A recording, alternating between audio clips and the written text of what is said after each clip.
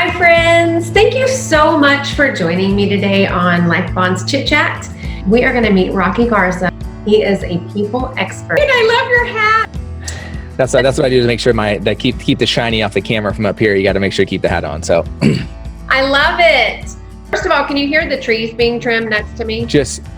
Barely. It sounds like maybe somebody with a cool car just drove by. So I wouldn't worry about it.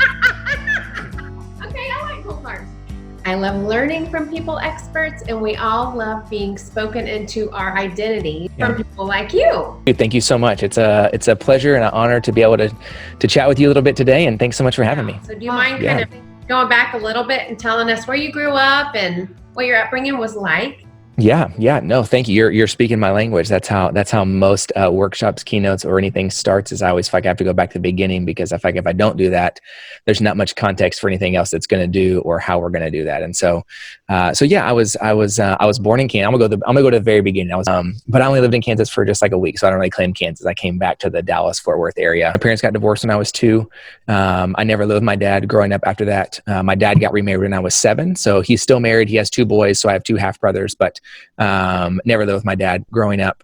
I moved a bunch growing up. My mom's been married and divorced a few times, and so moved a lot. We were like north of Dallas, pre-kindergarten in a little town called Blue Ridge. Then we moved to Louisville, so about 30 miles west of that for half of kindergarten. Then we moved back to Farmers Branch, about 30 miles south for the rest of kindergarten. I moved to San Antonio for 1st and 2nd grade. Moved about 30 miles west to the other side of San Antonio for half of 3rd grade. Moved back to Farmers Branch, so back to North Dallas to finish 3rd grade. Moved to Carrollton for 4th grade, Farmers Branch for 5th grade, Frisco for 6th grade, and then back to my grandparents' house in 7th grade. And then at that point, I was kind of old enough to be like, hey, I don't really want to do this anymore. I'm just going to go live with my grandparents, and I want to stay here. And my mom was like, I think that's a really good idea. You should do that. And so my mom then left and moved back to Dallas and kind of lived like 4 streets away from me. From where my grandparents lived, kind of after that. And so your grandparents are her parents, or his? So my grandparents are my mom's parents, and it's actually my mom's mom. And then my real grandfather died right before I was, like 2 or 3 years before I was born. And my grandmother got remarried the same year I was born. And he had no previous kids, and they had no kids together. So she kind of got to be a mom again, but this time with like time and resources. He had no previous kid, or they had no kids, and he had no kids. So I was kind of like his only child, but also his grandson, but also lived there. It was a really unique scenario growing up. And so I think I say all that like I always tell folks, like you don't have to be sad for me. Like I'm 37, I've been to a lot of counseling, talked to a lot of things. I'm moving in a consistent direction on the healing journey through those things, and that's a good way. Yeah, and so but I say that because and speaking about identity, and I think who we are as people, like I'm a pretty firm believer of whatever happens to us between the ages of 6 and 12 that we do to survive. And when I say survive, I don't mean life or death, unless that's your story. But whatever we do to the truths we form about the world is probably a really accurate depiction of how we operate as an adult, right? Like the things that we know to be true then, because they say 0 to 6 is our absorbent phase, and then 6 to 12 kind of is that where we're taking what we absorbed and like kind of testing it again, throwing it against the wall to see if it'll stick. We form who we trust when we're young. I mean, straight out of the womb, but that's when we're testing who's consistent, who does what they say they're going to do. Are my parents going to show up and pick me up from soccer practice when they, like, those little things really do matter, even when we don't realize it. Yeah, no, absolutely. And so, I learned, I feel like looking back, I learned pretty quickly, like if I could outthink you or outtalk you or outschmooze you or outcommunicate you, or if I could find a way to, and I didn't have this language when I was 12, obviously, but now as an adult, I do. Mm-hmm. Like I was really good at disclosure, but I was really bad at vulnerability. Meaning like I was really, really good at like telling you, disclosing the facts to you that I was telling everybody that I ever met, that made you feel like, oh my gosh, I like that guy so much, and he's so open, and he talked about his dad and his parents and his life, and he moved. I think we're best friends. And so what that allowed me to do is go, oh yeah, we have a really surface level connection that we built because Rocky disclosed his life to you. I literally just had a major aha moment. People feel close to you, but you're not feeling close to them, and you're not cultivating trust. You're not being vulnerable, but you're sharing with them vulnerable parts. Yeah. Huge. I think I just learned that there was a way for me to create an invisible barrier between you and me that allowed either one of us to leave whenever we wanted to, and I could at least pretend it didn't affect me, because I could just chalk it up to like, well, you're just like that friend or like that parent or like that moment or that thing, no harm, no foul. I didn't give you anything. I didn't tell you anything that I wouldn't tell a stranger off the street. And as a matter of fact, when we met, you were a stranger off the street. So there's no difference really between you and them. Thank you so much for what we were able to give each other when we were together. It's time to move on. Like, no harm, no foul. Let's just keep going. Which really, I mean, I think looking at the college and post-college, and really, I mean, I would really say, like, up until I got married and we like bought our first house.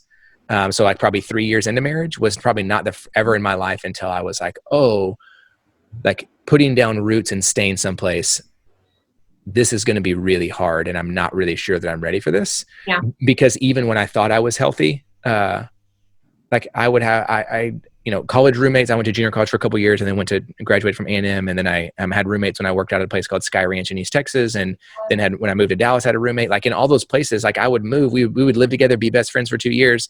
They had a job, I got a job, we would move. And then I would just never talk to them again. Not because I was like mad or upset. I was on to the next part of my life. I don't know. Why would I call and check in with you? We don't live together anymore. You have a different life. I have a different life. And it never like really struck me. I think until it was like, what kind of life are we, me and my wife, what kind of life are we going to build together, to where I was looking back and she had this long list of friends that she was both mourning the loss of not being close to because we had been married, but also who does she want to maintain relationships with? And my list was like whoever our current friends were that day. Like that, like there was no, what about so-and-so and what about so-and-so? Never given energy to saying, am I going to be willing to let somebody in and see me, and allow myself to be vulnerable in a way, not because I want to be hurt, but vulnerable in a way because I just actually want you to see what really exists. Do you feel like you didn't really form any attachments? Which I'm all into bonding. And so attachments are really, healthy attachments are so important. Sure. I mean, everything stems from them, really. So do you feel like you didn't have any healthy attachments even after being married 3 years until you made a conscious choice because you recognized, okay, I haven't knit my heart with anyone because I haven't been vulnerable. As we know, that's where it begins anyway, right? To let into me you see. So do you feel like you didn't have any attachments really beginning from moving to moving to moving? I think that I would say I definitely felt an attachment to my grandma, but it was one that was, I would say, look, if I just going off you asking me and me answering right now without thinking about it, it was one rooted in the fact that I knew that I could trust her to always be there if I needed her. But there wasn't the flip side of it that she was always actively or aggressively pursuing, trying to be in what I was into. She kind of always like held an open gate. Like, hey, if you want to come in, you know the gate is always open for you. Not necessarily like she's going to leave her gate to come over to open my gate. Does that make sense? Like, and I don't know that metaphor. It's a weird metaphor, but so I think we always had. Even now, like I would even say my grandma's one of my best friends. Like we talk all the time. We're still really close. I think her and I got to build like a mother-son type of relationship because of the amount of time we spent together, right? But I would say everywhere else in my life, no. Like there was no deep personal attachment. Because I would either position myself as the hero, right? Like I would either position myself in a way that like I was doing all of the giving. And so like, I even recently, I still ask myself occasionally, like, when I get frustrated or down on myself, I'm like, nobody asks about me. Nobody cares about me. Nobody, why does somebody ask how I am, whatever. And somebody had asked me that question who resonated with me. They're like, me too. Why do you think that is? And I told them, I said, I think 2 reasons that I was in, to go full circle to your question, 2 reasons why I feel like there was no attachment and why even at times now I struggle to see it when even though it does exist. Mm-hmm. One is because it's really hard for people to ask you how you're doing when you're the one that's holding them up in the air. Is there any control issue within that? I think the control would be that I don't want you to hurt me. And so I can maintain control by being the person who's here to support you. Like I don't need anything from you. So I'll hold you up. And it's really hard for people to ask you how you're doing when you're the one holding them up, because if you say you're not doing good, you might put them down. And a lot of people don't want that. That's a hard time receiving. Yes. Yeah. The flip side of that, and that's only half the picture. That paints me as the hero. So that's only half. The other half is when you become the boy who doesn't cry wolf, people stop asking you how you're doing. When they say, hey, Rocky, how are you? I'm good. Hey, how are you? I'm pretty good. Hey, how are things? We're making it work. In the middle of pandemic, but we're doing what we can. We're pivoting. On you for that, because that's how you set it up, right? And so Or now that's people go, around you. and I would say today, I have really great friends who are like, hey, you're BS. I call BS on that. Yeah. What's actually happening, thankfully, right? And it's taken a lot of work to build that kind of trust with people and let those people into your life. That won't But I still, but you. I mean, there's so many layers to it. yeah. But I think even now, I think that those are to come to your question. Yes, I would say that was definitely my phrasing, which, take it for what it's worth. Like, there was a long period of my life that, like, no matter how much Saturday morning felt bad, Friday night always seemed worth it. Right. And I think that, like, metaphorically, whether that's an actual scenario that somebody was doing something on Friday night or not, like, no matter how awful that first 3 hours of the day was, it always felt like whatever happened the night before was worth it, because it, like, scratched this itch that felt so deep that I didn't know, one, what it was, and two, how to fulfill it, that even a temporary fulfillment of it felt like, at least that's better than nothing. Because the last time I can remember putting in a lot of exorbitant amount of energy to make it not a Friday night thing, but like a life thing, every one of those feels like they're gone. And so, like, I don't think I want to do that again. Like, I don't think I want to, right? Like, even thinking back whenever, before my wife and I got married, I was going to be a good husband and go to counseling to, like, really, drive it home. And the counselor asked me, he said, it was like the second time in there, and he was like, hey, just curious, like, why are you excited? Why are you so excited to marry your wife? Sarah is my wife. Why are you so excited to marry Sarah? I didn't even miss a beat. I was like, I'm killing counseling right now. Like, I'm so good at counseling. And I said, I'm so vulnerable. Oh yeah. I know all the answers. I said, because I want to prove to my dad that I'm not like him, and I want to prove to my mom that I'm not like her husbands. And he just looked at me over, that awkward, therapy, 45 seconds, it feels like an eternity. And then, like, one tear rolled down his face, and I'm like, oh, I thought I did really good. And now he's crying. The counselor, they go, okay. The counselor's crying. Yeah. I'm like, oh no, I ruined it. And why are you sad? This feels really awkward. And he said, because I asked you why you wanted to marry your wife, and you didn't talk about your wife.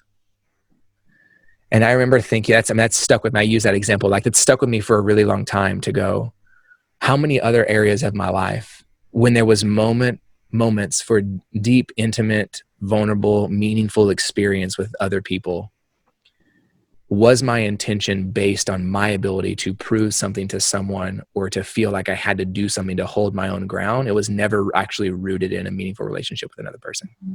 And I think for all of us, it doesn't matter if that was a past or a present or a future, or even now it translates into little things. Like, I have a 4-year-old son. It even translates, like, I ask myself all the time, like, am I in conflict with my son because he didn't do what I asked, or am I in conflict with my son because he didn't do what I asked my way?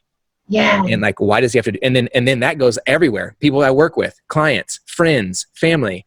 Like, are we in conflict because we don't love each other and we don't care? Or are we in conflict simply because I wanted it done my way so I could feel validated?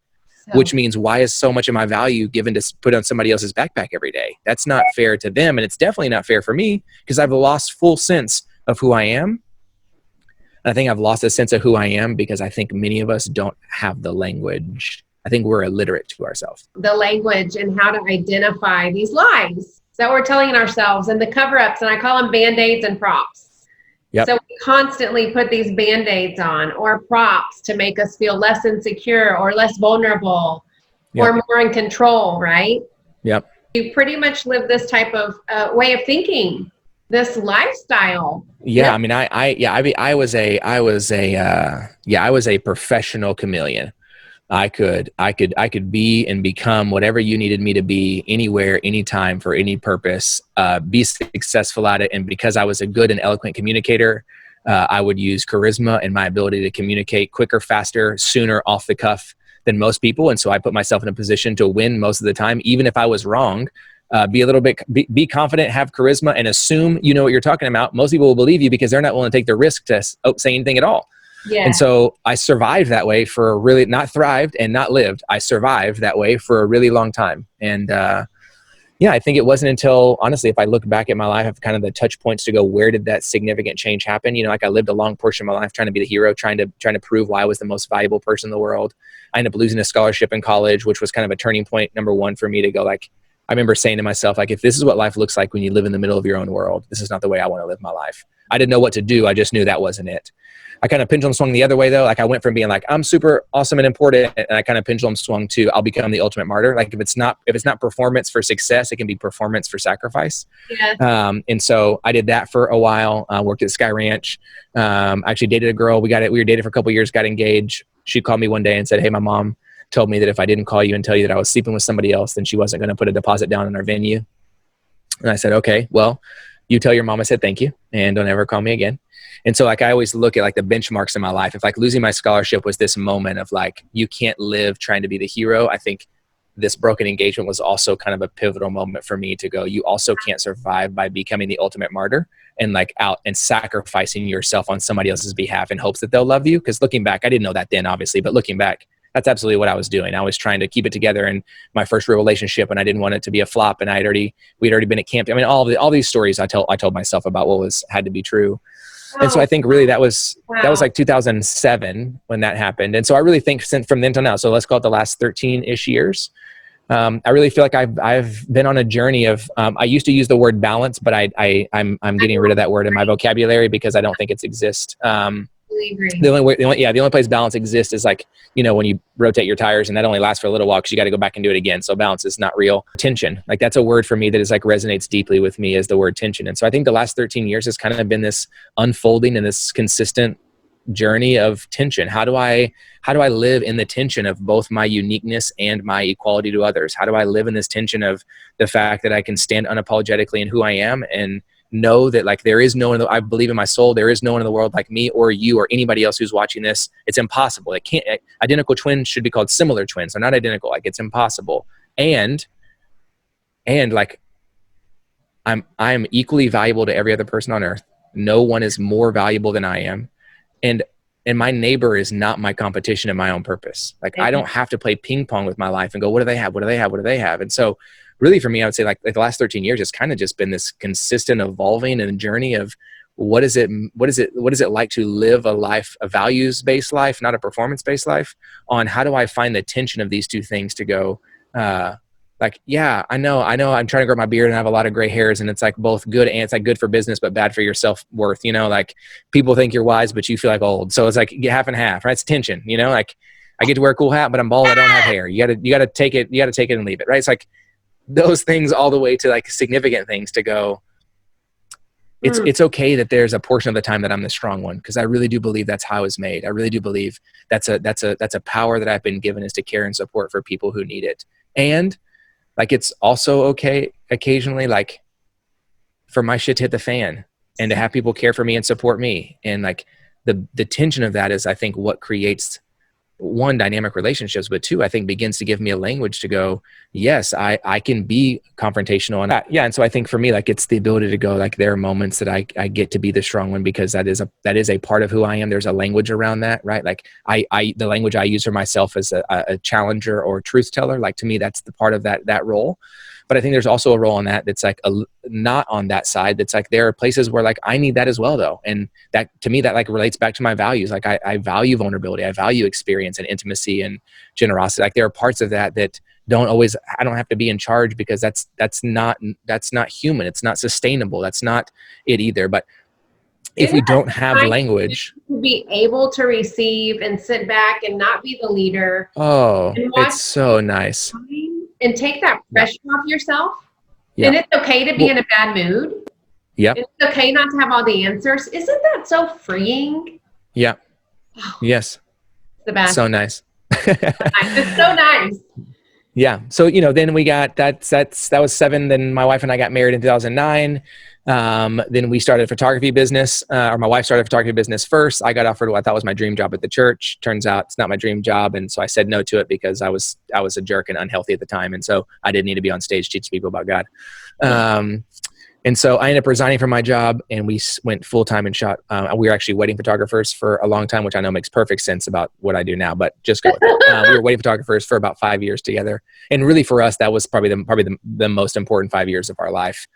Because we bought a house, we put down roots, we couldn't move.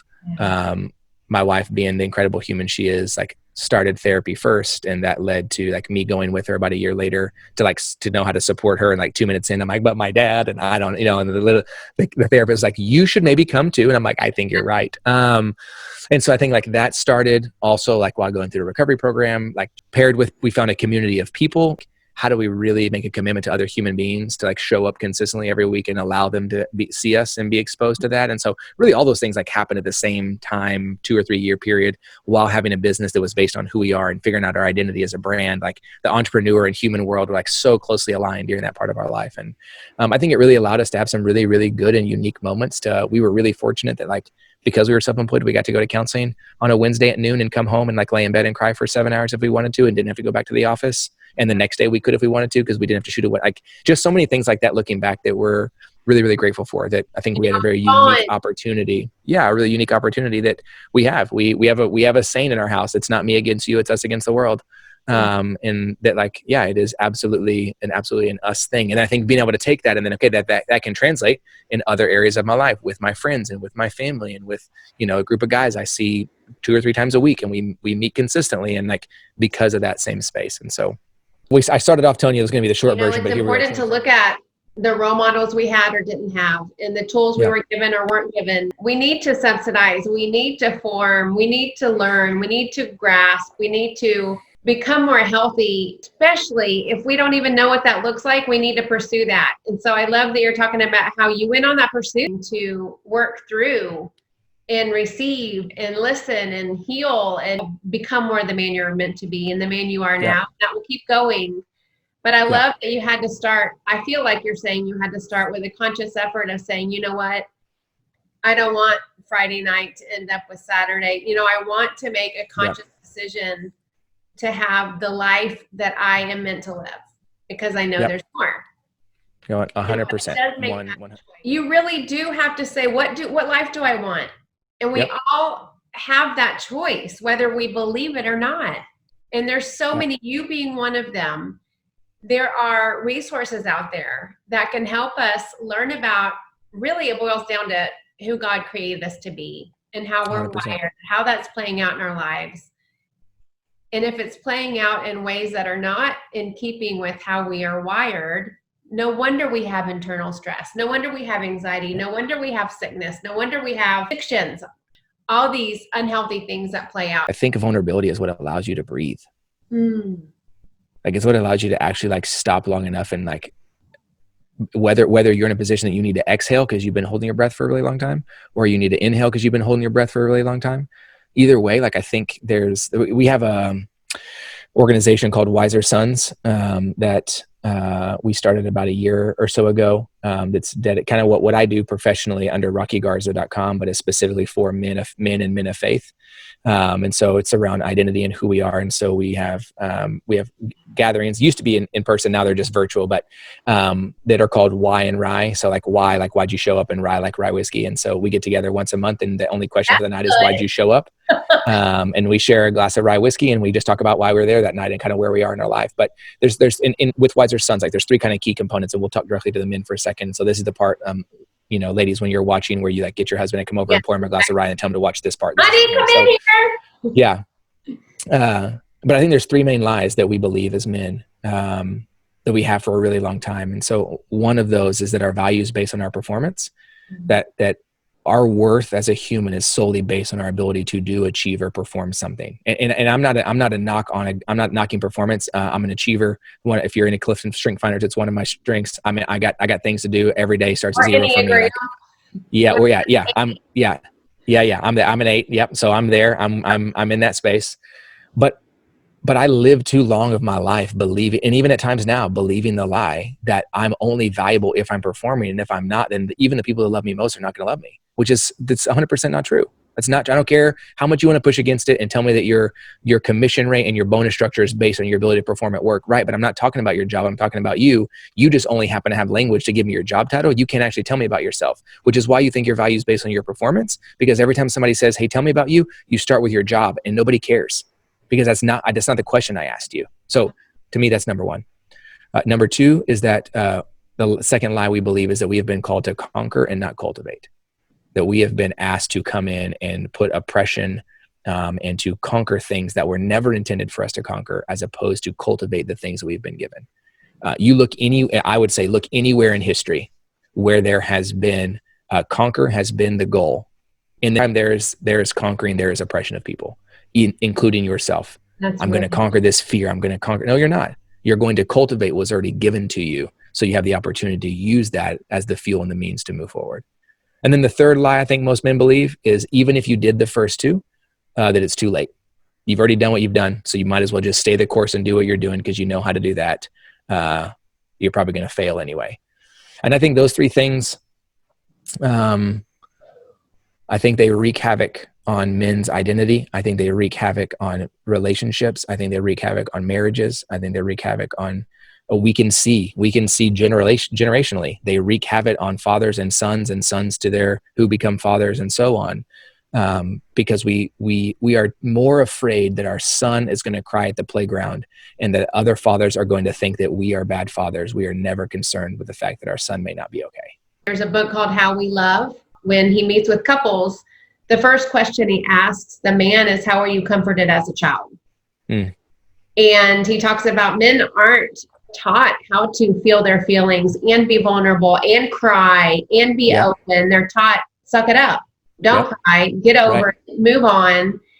And so we're sending these messages, exactly what you're saying. We wonder why we have a systemic issue specifically with, there's a book called The Boy Crisis, BOY. I'm a huge fan. I read it last year, probably wrecked my life last year more than any other thing that I read, saw, watched. It's incredible. And I think especially if you are currently a father of children who are still at home, you are in a very unique position where you're going to read the book both as a father of children and as a son of a father who potentially is still alive. And it's just a really dynamic place to be in.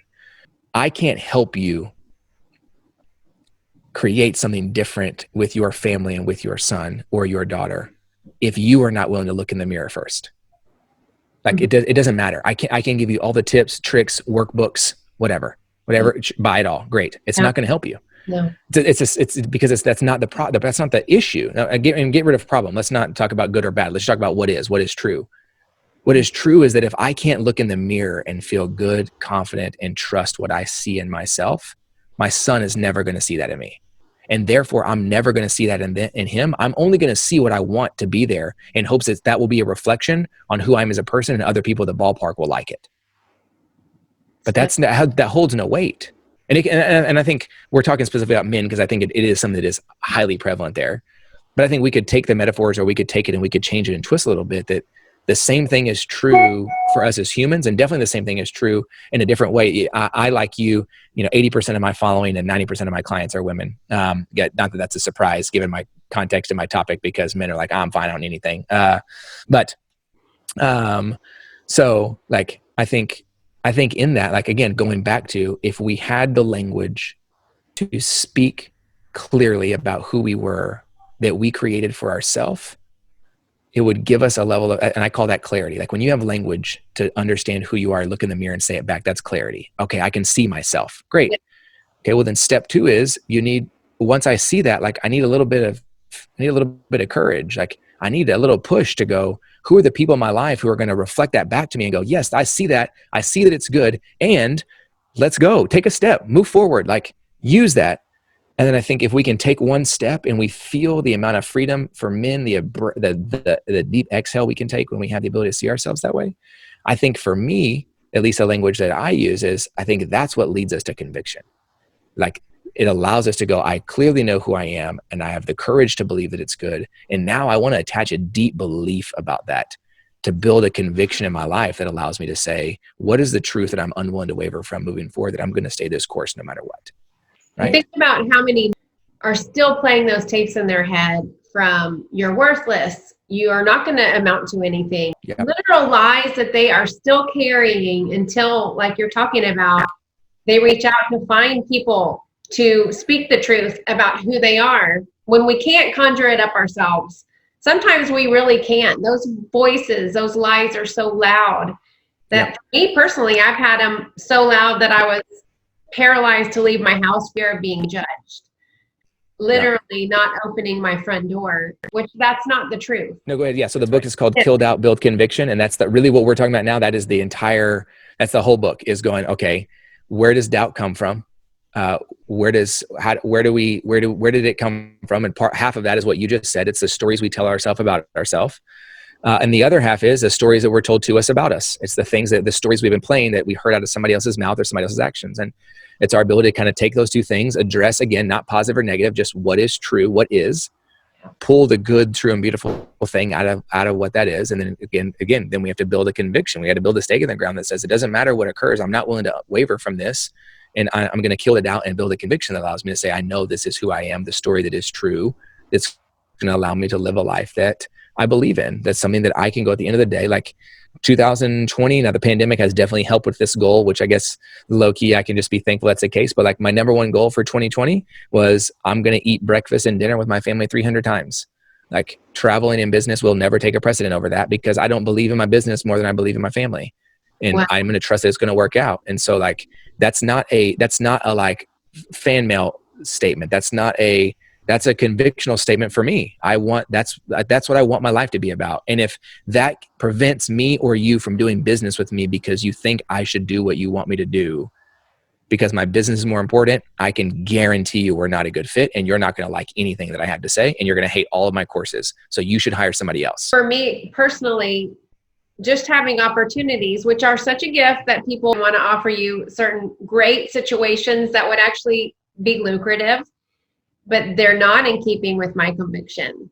Yeah. So I love even thinking about that word, just that gut, that conviction of who am I and what do I stand by, and where will I veer off and where will I not? Where is there flexibility?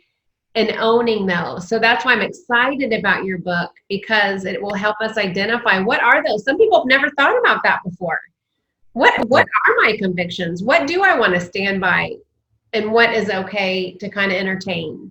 Yeah. And if I didn't have those in place, and my husband to help me, because sometimes it's not the best barometer. Sometimes I just don't think right or through things. So I love the conviction part of identifying what those are, but also understanding what that means for me personally. Peace and joy and love and hope. And it unlocks, like even with the vulnerability, it just unlocks freedom and breath. Like it's like, okay, once I have that identified, it's in order to where it's less I almost have to think about. Yeah. Because it's firmed up.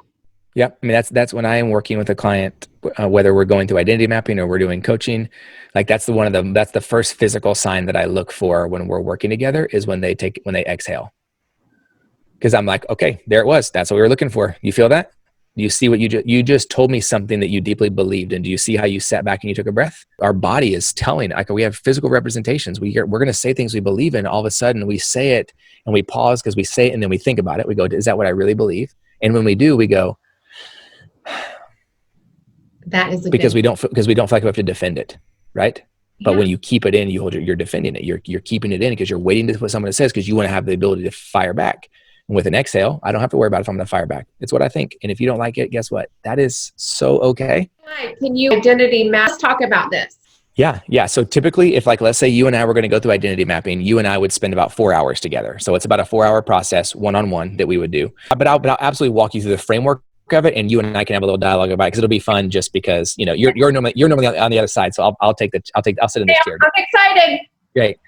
So we start, identity mapping kind of has 4 parts, has 4 pillars. And so pillar 1 is what we just say, it's kind of our process. It's our get to know me exercise, but it's an opportunity for you to get to know you, not for me to get to know you. Perfect. And so what I'm going to do in that space is really just try to provide a framework to go, how does my brain work? What do I think? What drives me? And then if I were to give myself some freedom, what would that look like? So I ask everybody, it starts by asking you 4 questions. Question number 1 is, what do you think about the most? Just where do you spend the majority of your brain power as a human being? What do you think about most? And all these are human questions, not professional questions. Even if I do quite a bit of identity mappings for teams and organizations in the corporate world. But it's never about their business. It's always about their human. Like that's what the questions are based on. I'm so excited to share you. Okay, keep going. Yeah, thanks. So number 1 is what do you think about most? Number 2 is, what 3 things in life do you fear losing most? And again, just whatever comes to mind. Question 3 is, if you could do 2 things the rest of your life and be totally satisfied, what would those 2 things be? No rules, no restrictions. You have all the money that you need, but you could just pick 2 things. What are those 2 things? And then question 4 is, what's one thing in life you hope to accomplish? So not what is the one thing. I don't need the end all be all, but just what is one thing? And I'm not looking for like a bucket, like skydiving or Garth Brooks concert. Right. That's not what I'm going for. Like, what is just one thing in life you hope to accomplish? And the reason we ask them in that order is because I have found that that's how the human brain works, right? And I don't tell people this until after the process is over. So if you're listening to this and we work together later, you're in on the secret. I don't tell you this until afterward. But those 4 categories. Yeah, so those 4 categories are thoughts, fears, hopes, and dreams. We don't label it that way because we would give different answers. I said, what are your dreams? You don't allow yourself to go like deeper. If there's one thing I could accomplish, that's my dream. Most of us don't think that way. So you answer the questions first, and then I tell you it's thoughts, fears, hopes, and dreams. And here's why we answer them that way. Because typically what you think about most in number 1 is directly related to what you fear losing most in number 2. Okay? What you fear losing most in number 2 typically prevents you from ever doing what you really want to do in number 3. And if you don't do what you're going to say you want to do in number 3, you'll never accomplish number 4. And most of us wake up every day and we live that way. We live reactively. We go, what do I think about most? My to-do list. Why? And that's my favorite question in the world is, tell me about that. Someone says my to-do list. Great. Tell me about that. Well, like I think about my to-do list because I just have a lot to get done and I want to make sure I get it done so that way I don't let anybody down. Oh, okay. Well, tell me about that. Well, when I let people down, I feel like I'm not doing a good enough job and I'm not worth enough. And so I don't want them to be disappointed in me. Well, tell me about that. Well, when people are disappointed in me, like it just makes me feel like, am I even doing anything right? Okay. So pause. Let's re-answer the question. What you think about most is that you're not valuable if you don't do things right because people are not going to appreciate you. And people will go, yes. And I go, okay, I want you to circle that. That's actually the real answer, right? Well, if that's what I think about most, guess what my fears probably are? Making a mistake, losing my family, feeling out of control. Okay. So when we get to number 3 that says, if you could do 2 things, what would you want to do? And you say, I want to open up a pet rescue and I'm going to spend time with my family on the beach. Okay. When's the last time you went to the beach? Oh, we've never been to the beach. Okay, that's interesting. And tell me about the pet rescue thing. And it's less about pets. It's more about providing a safe space and a sanctuary for them to feel seen and known. And they want to do the same thing for animals because it feels right. So what's one thing in life you want to accomplish? Oh, well, I just want to create a legacy with my family where we have experiences. It is slow. It's not fast paced. And we give up half the things that we're doing in our life right now. Okay, great. So do you think that you're ever going to accomplish number 4 if what you think about most is your to-do list and all things you have to do, that you're going to be able to cut half of that out so that you can build a life of meaning? Well, no, never. Okay. So now let's just flip our list. Let's just invert our list. What if what you thought about most was number 4? Would you do more of number 3? And if you did more of number 3, would you be less fearful of number 2? And if you were less fearful of 2, I can almost guarantee you would change what you think about most in number 1. And that cycle of thoughts, fears, hopes, and dreams, and then inverting it allows us to go inside our thoughts, fears, hopes, and dreams is where doubt, obstacle, insecurity, lies, all those things live inside there. But you already know that. It's just my job to provide a framework to tease those things out. So when you say it out loud and then 2 hours later, I can come back and go, well, you told me number 3, it was this. Is that still true? Oh, absolutely. Well, why is that true? Well, that's a really good question. So that's part 1. Like to me, the thing about like identity mapping that I love is I'm not going to tell you anything you don't tell me first. I'm going to draw it out of you so we can look at it and go, is that true? And you're going to go, oh, at the end, right? Every time, 100% of the time. Oh my gosh, it's so clear. I can't believe it. It feels exactly like me. And even though it's like, takes a little bit away from me, like my answer every time is like, right, because you literally told me everything that's up there. Yeah. Of course it should feel right. Those are your words, right? So that's kind of part 1. Then there's 3 pillars that actually build our identity map. Part 1 is our core values, which we define as the why you do what you do. That's your reason, intention, motivation behind everything you choose is based on your values. Second part of that, we are strengths. So we actually do use the Gallup Strength Finders assessment. It's the only outside assessment we use, but I don't think there's a better assessment to talk about your strengths. And I define strengths as how you do what you do. Your strengths are how you human. They're not what you do. They're how you do it. So if I were to say, hey, hey, Melanie, what's one of your strengths? And you say my arms. I say, great. What do you do with strong arms? You don't say armsing. That doesn't make any sense, right? But when we use our strengths as the what, which we are all taught to do, that's where we get confused. Your strengths are how in every aspect of your life. Yeah. If your strength is your arms, you use your arms for everything. That's how I want people to see it. And then lastly, we have a category called identifiers, which are just words that end in ER and OR that are descriptors of what we actually do. 30,000 foot view as a human, challenger, inspirer, caregiver, leader, helper, whatever those were. We have a list where you choose from. So we take all those 13 words and then we put it on a map. You have 5 values, you have 5 strengths, and you have 3 identifiers. And then what I get to do at the end, once you have your language for yourself, I'll go through and I'll draw lines to show you how they're all connected, show you how your values are connected to your identifiers, your strengths are connected to your identifiers. And at the end, I'll do like a reading to go, hey, here's how I think this fits together. And then we read it in the opposite order we created it. we start with identifiers, then strengths, then values. So we just follow the lines and we say, what do I do is this. And how do I do that this way? And why do I do that this way? And we go through all three of our identifiers. So now we're not illiterate. Now we are literate because we now have a language that we can read about ourselves to say. Now, anytime anybody asks you a question with the word why do you do that? Yeah. Oh, I'm glad you asked. I value vulnerability.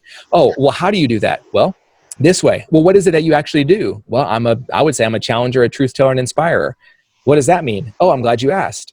And it gives us an actual language for ourselves that can translate anywhere. That's how I talk to them. I'm that same way in my marriage. I'm that same way with my family or with my friends and with my job and with my, I want to, definitely pun intended. Like I want to only wear one hat every day. Like I want to just be able to be me, but I got to know what that language is. I have to have that vocabulary. And so identity mapping is a process of self-discovery, a self-assessment for you to take 4 hours uninterrupted, no technology, to look inward, to have someone help an unbiased third party to draw out what is true and show you what is good and beautiful about what is true, and then give you a language to go back home and say, okay, now that I know, now I have a foundation and a filter to run anything through in my life.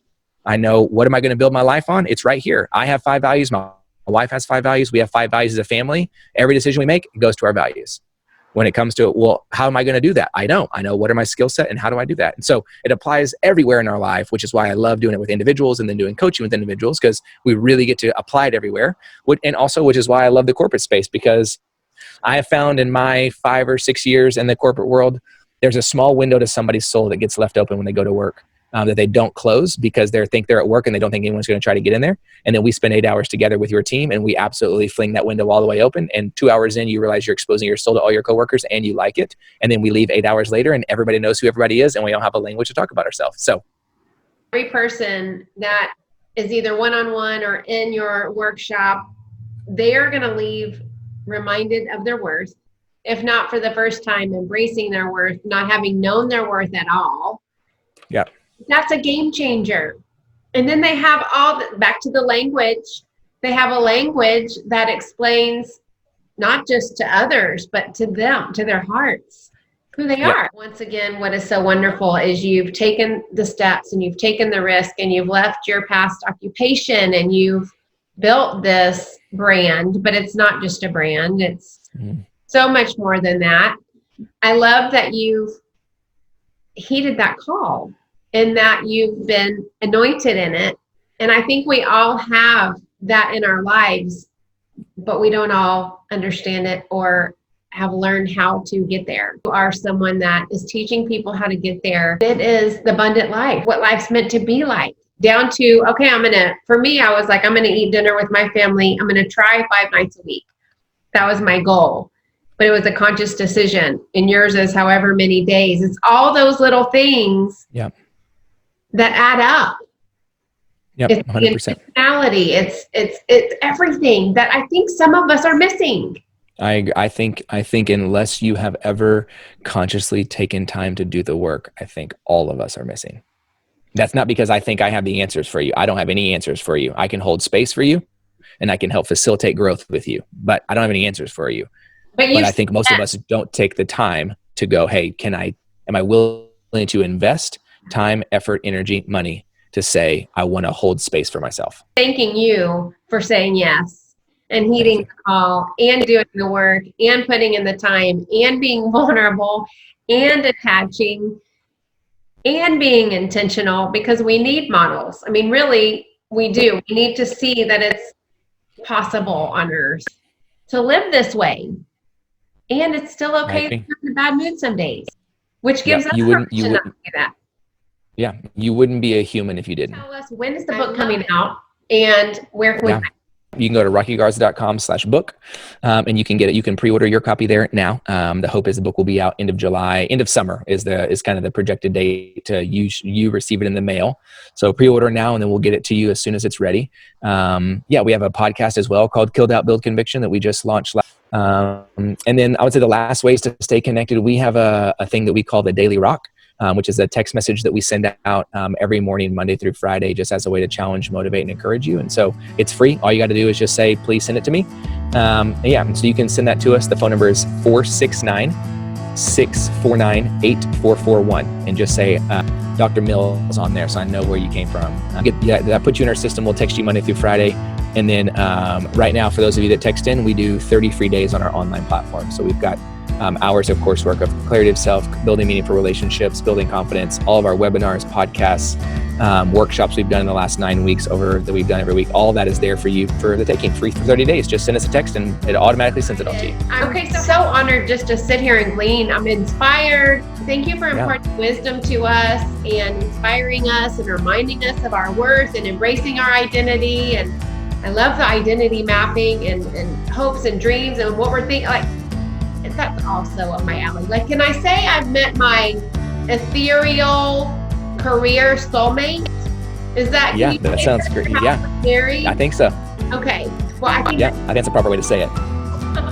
Give Marin a shout out because she's the one that was like, you've got to check out this guy. As she was doing my hair, she's so great. And she loves great. Yeah, well, thank you so much. I'm so grateful for her to connecting us and so thankful for you reaching out. And again, any way that I can help her support, then never hesitate to reach out. And vice versa. You're awesome. Yeah. Thanks, Rock.